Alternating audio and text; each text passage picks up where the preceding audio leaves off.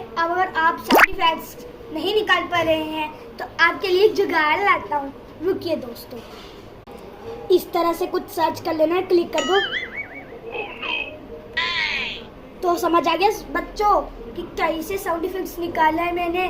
मैं ना ऐसे ही करता हूँ, जब साउंड इफेक्ट्स नहीं निकलते हैं, कुछ नहीं जुगाड़ हो पाता है, तो इसमें से है ना दूसरे का फ़ोन लेकर मैं जुगाड़ करके साउंड इफेक्ट्स बना लेता हूँ।